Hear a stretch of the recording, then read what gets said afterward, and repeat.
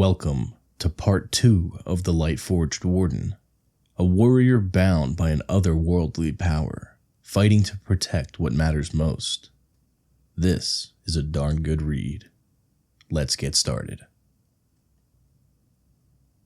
The village of my childhood lay nestled in the valley, its quiet streets and modest homes bathed in the warm glow of the setting sun. I had stayed away for weeks, fearing what might follow me, fearing what I might bring.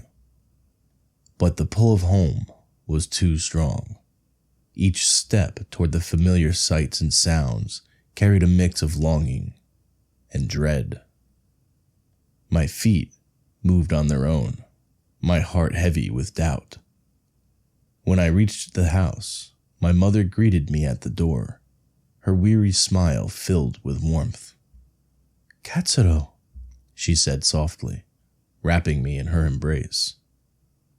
Her hands, rough from years of labor, were still so gentle. "You look thinner than I remember. Have you been eating properly?" I tried to laugh, but it came out strained. "I've been managing." "Managing isn't enough," she scolded lightly, ushering me inside. "Come, sit. Eat." The familiar scent of rice and fish filled the air, stirring a tide of memories. My younger sister Aiko burst into the room, her bright eyes lighting up as she threw herself into my arms.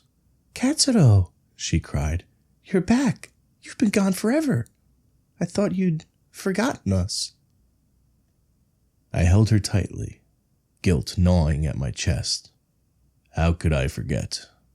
This is my home. We sat together at the low table, the three of us sharing a meal that felt like stepping into the past. Aiko's laughter filled the room as she recounted stories of the village's latest gossip, her words tumbling out in a joyful rush. My mother's quiet joy shone in her eyes as she watched us. For a fleeting moment, I allowed myself to believe that life could still be this simple.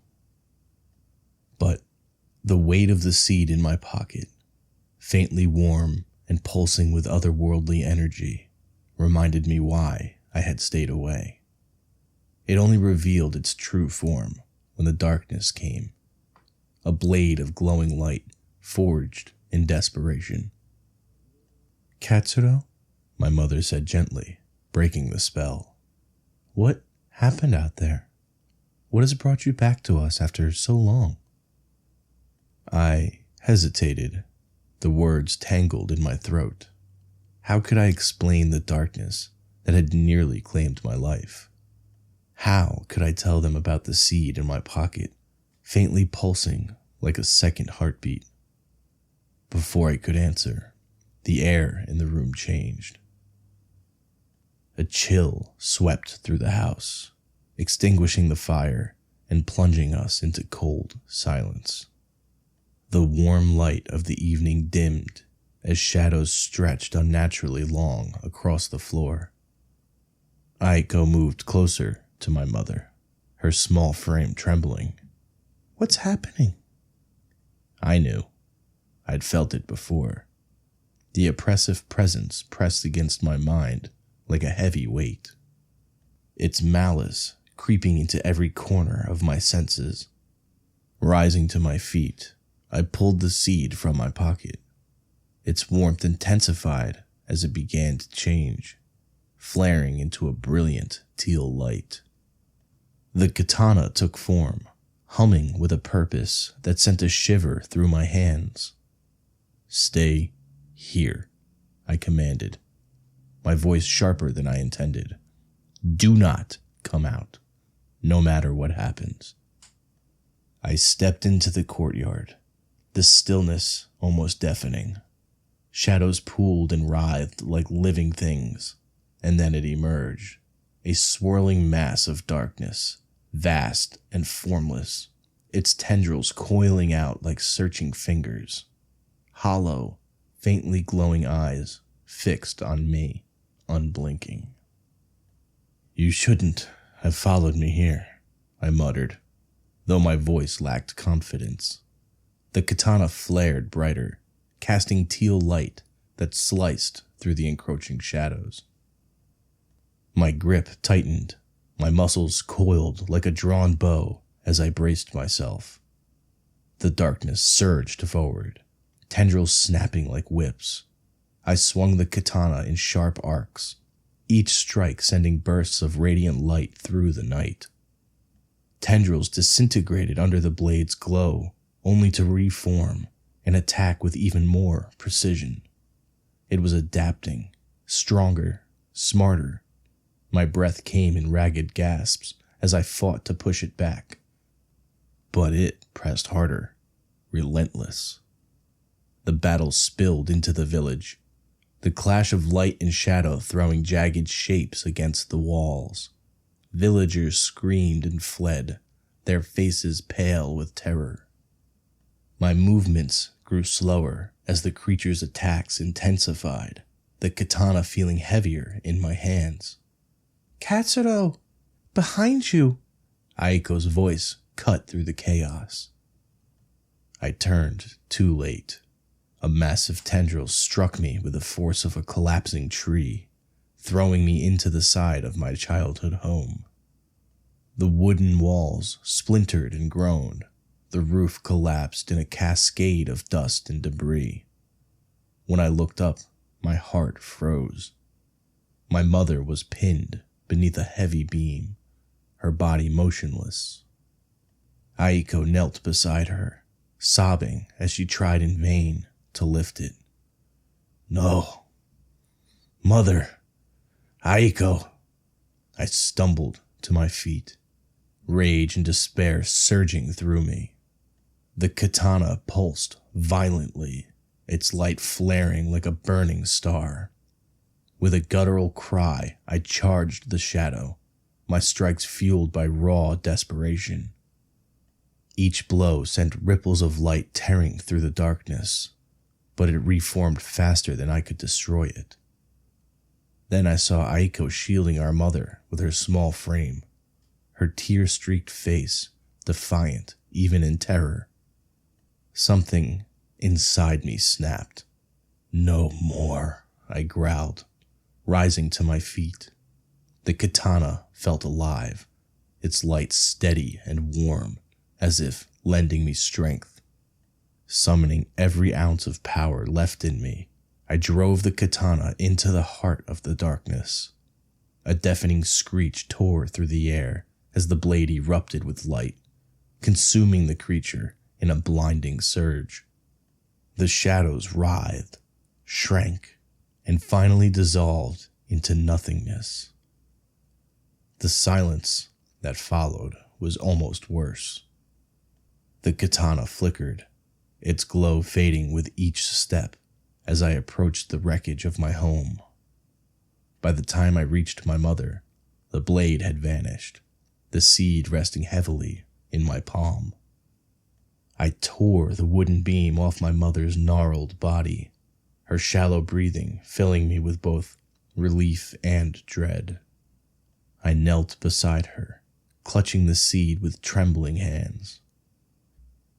"Please," I whispered, my voice cracking under the weight of desperation. "You have power. Don't let her die. Please. I can't lose her." Tears streamed down my face as I begged.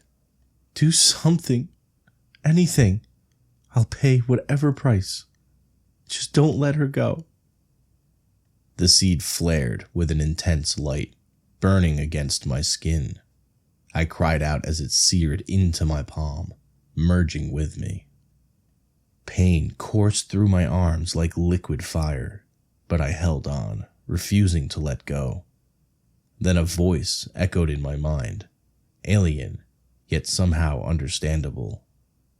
"The power is yours, but there will always be a price." The words reverberated through me as the light flowed outward in tendrils, enveloping my mother in a cocoon of warmth and radiance.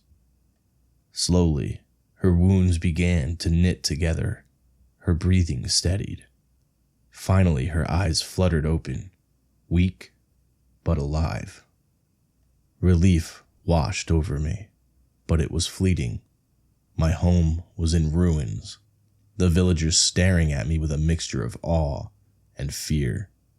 I had saved her, but the cost was too great. The village was no longer safe as long as I remained. "I'm sorry," I whispered, rising to my feet.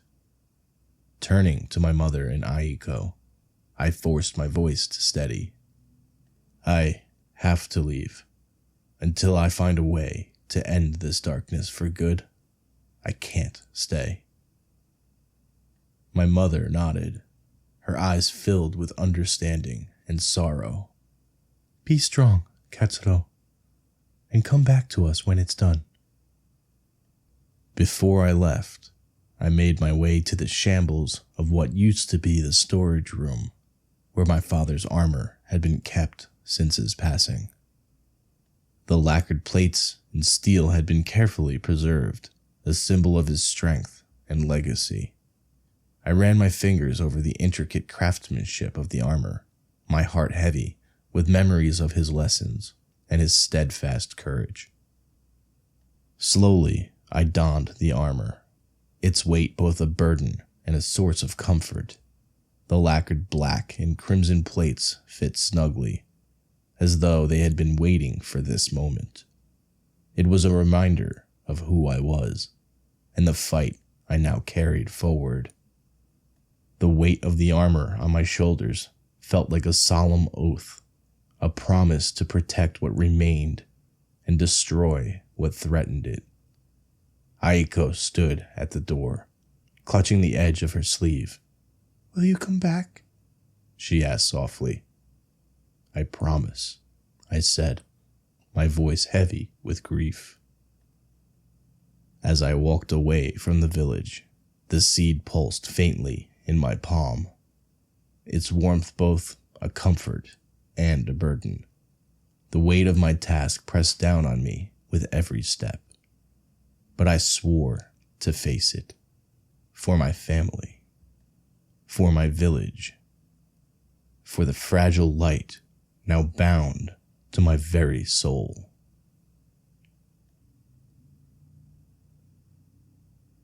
The battle's just begun. Stay tuned for the next chapter of The Lightforged Warden.